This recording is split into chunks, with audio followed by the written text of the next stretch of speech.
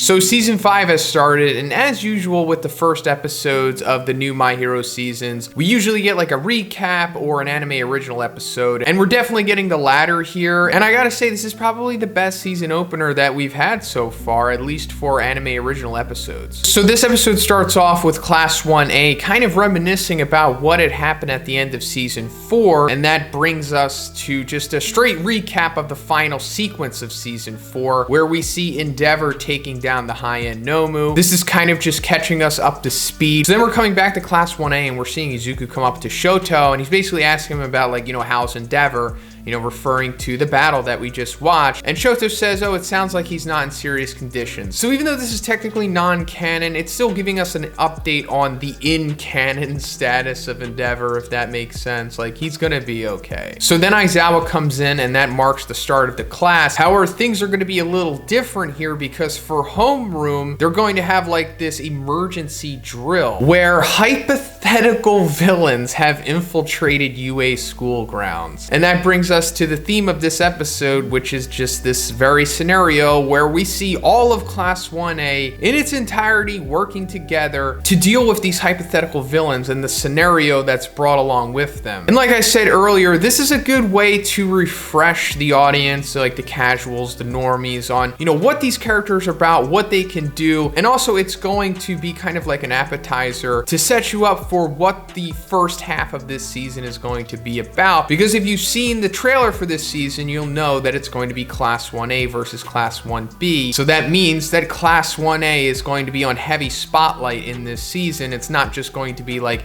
Izuku and a select few other characters like how it typically is. But anyway, after that, we find out that the villains have infiltrated Ground Beta, like one of the training areas in UA. And we see that there's a fire in a part of the city and there's smoke coming out of it. And at this point, Class 1A is kind of just assessing the situation and trying to figure things out. And then they start breaking themselves down into individual units. And first, we're going to see the reconnaissance squad, which is Jiro, Shoji, and Koda. So Koda is going to speak to the birds, try to get their bird's eye view of things to relay the information back to him. Jiro is going to plug her ear jacks into the ground so that she can get a better hearing of things. And Shoji is going to like spread out his limbs and make like a whole bunch of eyeballs, but he's also able to like use like crazy zoom on his eyes, and this allows him to see directly like where the collapsed building on fire is. So then they're like, okay, so now we need to put out the fire, so now let's get a team together for that. So then we cut to Yaoyorozu, and using her quirk, she like produces this cart for them to travel in. And then we get the firefighting squad together, and it's primarily going to be Ida who's going to be pulling the cart. And then we have Shoto in there. Obviously he's going to be a big asset here since he has the ice quirk. And also a part of this team is going to be Sato, Tokoyami, Tsuyu, and Mineta. So continuing the breakdown of the teams here, another team is going to be the classic trio of Bakugo, Kaminari, and Kirishima. However, we're not going to see them a lot in this episode. When we see them like break off into their group, Bakugo starts dragging Kaminari towards like this car that's randomly in Ground Beta for some reason. And then Bakugo basically says that he's going to go after the villains. Like I said, we're not going to see them for the majority of this episode. They're kind of just MIA until the very end. So the firefighting team gets to the fire, and Shoto uses, a massive ice wall on the fire to stop it. And then at this point, Tsuyu spots the civilian who needs to be rescued, and it turns out to be Mirio, who's just like floating in the river here. And this is also going to show us that, oh, the third years are going to be involved in this exercise as well. And then we're getting some more teamwork here to save Mirio, but we're going to see like Tokoyami and Sato, they're simply just throwing Tsuyu and Mineta towards Mirio to go help him. And as they're coming towards Mirio, he's also floating towards the bridge, which has like collapsed at this point, and there's like debris coming down. And this is where Mineta comes into play, and he starts throwing his balls at the bridge, and they're so strong and adhesive that they're somehow holding up like tons of bridge debris here. Then Tsuyu gets onto the bridge and easily grabs Mirio with her tongue and basically has saved him for the most part. But then we're coming back to the firefighting squad, and Shoto's ice just wasn't enough to stop the fire, and it like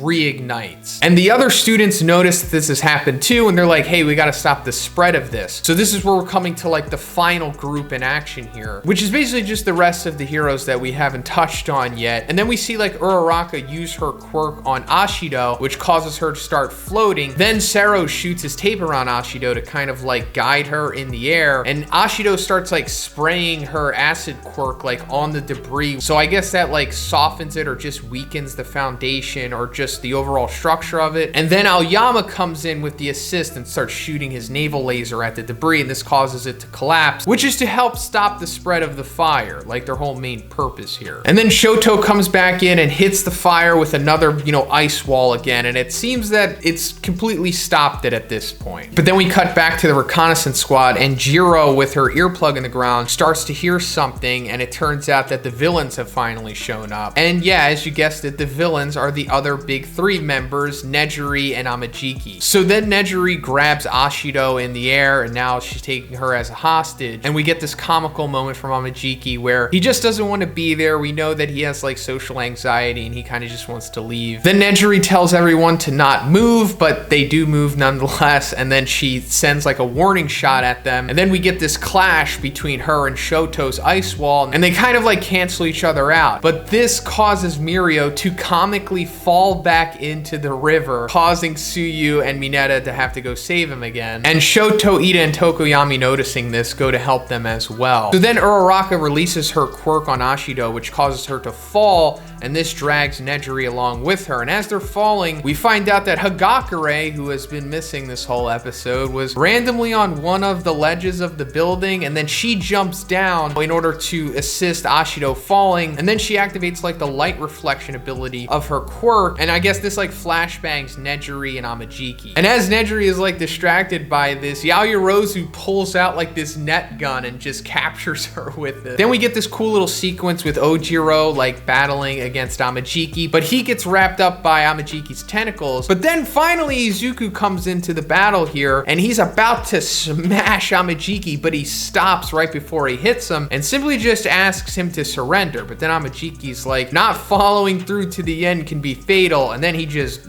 kicks Izuku away. And despite us being in season 5, Izuku is still experiencing some growing pains here. But then wouldn't you know it, Bakugo's team finally shows up. Like I said, they're, kind of gone for most of this episode until the very end. And we see that they're on that car that they randomly found. And I guess Kaminari like hot-wired it or something, because he has like the electrical wires like in his mouth. And like Kaminari and Bakugo are on the roof of the car as it's speeding, and they jump off. And this allows Kirishima to like tackle Amajiki from the back. But then Bakugo comes with the layup, and as he's charging at Amajiki, he has like this demonic look on his face, and this comically like scares Amajiki and causes him to like hesitate, and this allows Bakugo to like take him over. Then we cut back to the rescue team, and it turns out that Tsuyu and the rest of them have successfully saved Mirio again, and that marks the end of this exercise, and Class 1A was successful. Then Bakugo like accuses Amajiki of going easy on him, and I guess he kind of did, but Amajiki kind of sums it up to like, hey, your scary face kind of made me hesitate. And then Bakugo like straight up, after the bell, blasts Amajiki like face first, but